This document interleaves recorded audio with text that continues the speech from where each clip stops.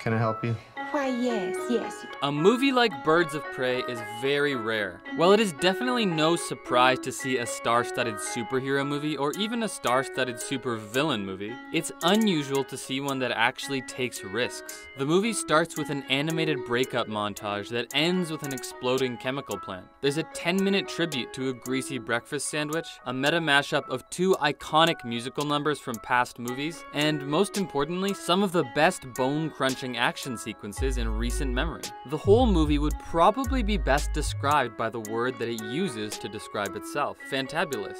In other words, Birds of Prey is not the Avengers.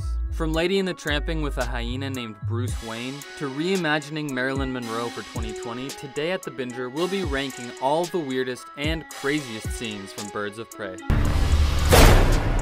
I'm so fucking over clowns. Birds of Prey begins with a lightning-quick animated breakup montage. Even though Harley Quinn is an outrageous, over-the-top criminal, she does the same things you or I would do in a breakup. First, she gets a pet, although instead of a normal dog, she gets a hyena. She gives herself a breakup haircut, and then she gets back at her ex by driving an oil tanker into a chemical factory, which explodes into giant clouds of colorful smoke. The blast can be seen and heard all over town. Harley is publicly updating her relationship status. Single again! And now that she's single, Harley wants to do something for herself. So she goes to her favorite diner and gets her favorite egg sandwich. After watching Sal cook it, she walks out the door, unwraps it, and breathes in the smell of egg, cheese, and just a bit of hot sauce. But before she can take a bite, she's interrupted by Renee Montoya pointing a gun at her. Right then, Harley realizes the consequences of breaking up with the Joker so publicly. Now that she's no longer dating the Clown Prince of Crime, the undisputed boss of the underworld, she's also not immune to being chased down by both cops and criminals. Montoya chases her through a market, and Harley manages to keep the sandwich, but more people start to join the chase, and eventually, Harley gets tackled by Montoya and the sandwich flies through the air in slow-mo. But the sandwich doesn't end there. It almost becomes the driving force of the rest of the movie, in a way. This is a lot like some other, more artsy movies, like A Coffee in Berlin, where the main character tries, for a whole movie, just to get a coffee, or in The Discreet Charm of the Bourgeoisie, where the group of fancy friends keep trying and failing to have dinner together. Anyway, the fantabulous emancipation in the title of the movie, Harley will only find it when she gets to bite into that sandwich. And in the end, she does.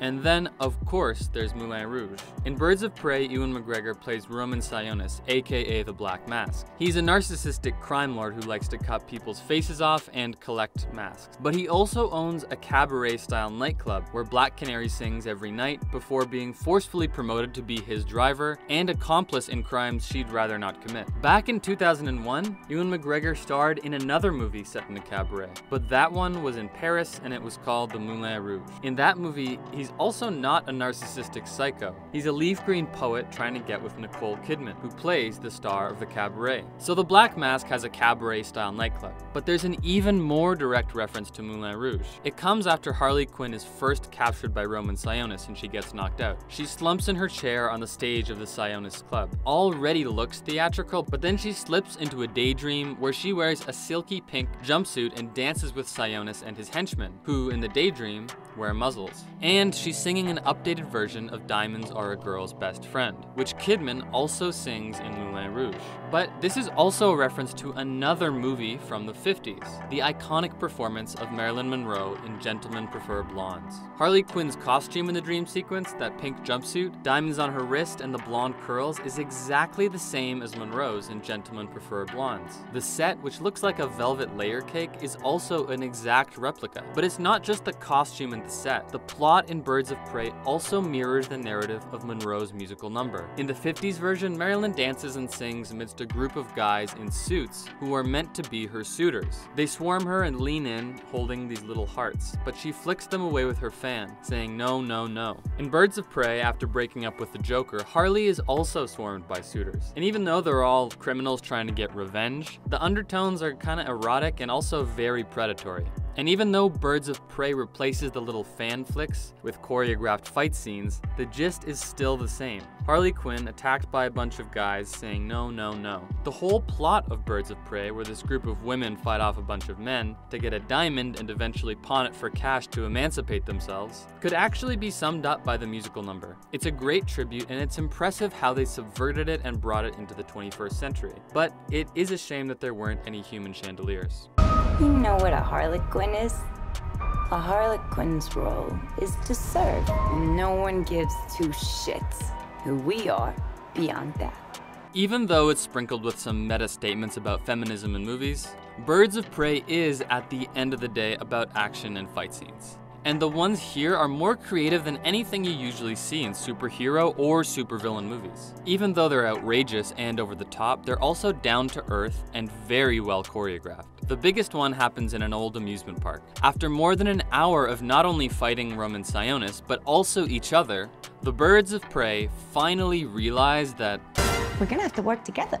Roman shows up outside the funhouse with a huge gang of masked thugs, and the Birds of Prey pick them off one by one in slow motion. What's so fun about it is that while the funhouse looks like an actual funhouse, it was also purpose-built for an over-the-top fight scene. Black Canary climbs over seesaws, kicking guys in the face. Huntress goes down a slide, sitting on top of one of the thugs, stabbing him over and over again in the chest. Harley Quinn puts on rollerblades and thumps the bad guys with her hammer, and to end the scene kicks one of them in the balls, which is satisfying but also a fun little statement. Honestly, I just don't have the balls. But during the frenzy, one of the bad guys grabs Cassandra Cain, who's got the priceless diamond sitting inside of her belly. To chase them down, Black Canary finally busts out her supersonic scream to propel Harley, still wearing her rollerblades, after Roman and Cassandra. And this part is even better. Huntress shows up on her motorcycle, which conveniently has a water skiing tow rope attached to it, and pulls Harley along behind her. She puts her roller derby skills to use as she dances and climbs over cars, flipping backwards and kicking her way through the windows. For anyone who's ever been towed behind a car on a skateboard, you will know exactly how satisfying it is to watch this scene. The same is true for all the movie's fight scenes. They are all so satisfying. Instead of racking up a bunch of meaningless headshots like John Wick, every time that Harley incapacitates someone, she does it in a surprising new way. But no matter how she does it, it's always satisfying and it always has a sense of humor. Especially in the scene where she breaks into the Gotham PD to find Cassandra Cain. She shows up with a shotgun, but it doesn't shoot slugs or pellets. Harley's got an ammunition belt across her chest filled with a bunch of very different kinds of shells. Some shoot yellow or blue paint, others shoot beanbags which land with a satisfying slow-mo thud, but the best ones are full of multicolored confetti. But after blasting her way through most of the police station, she sees Cassandra run into the evidence room. She follows her in and comes face to face with a gun-toting biker gang. Unarmed, Harley has to improvise, but luckily she's in a police evidence room, so she's got the pick of the litter. She throws some little thing at one of them and then thumps the other guy with a bowling ball. She even finds her signature baseball bat. But a baseball bat only goes so far against a room full of bikers with guns, so she runs and takes cover behind a stack of something that we can't say here. But we can give you a hint. It rhymes with Cassandra Cain. The bikers start shooting at it and powder fills the air. Realizing what it is, Harley inhales. Whether or not this would actually work in real life is beside the point. Harley gets up, her pupils dilated, and for the first time uses the baseball bat for its intended purpose. She pitches herself a bag of Cassandra Cain and whacks it in the bikers' faces.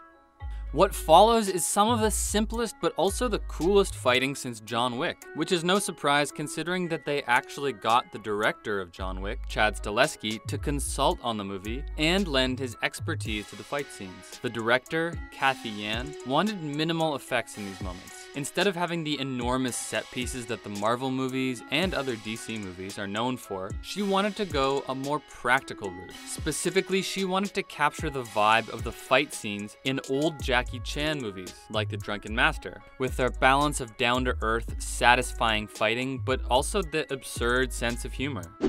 Birds of Prey is an outrageous over-the-top movie. It's got a stupid amount of styles, references, and tones bundled together into one absolutely bursting package. But does it hold water in the end? Has DC really emancipated itself from its not-so-fantabulous recent past? Did it pack in enough bada boom bada bing to erase the memory of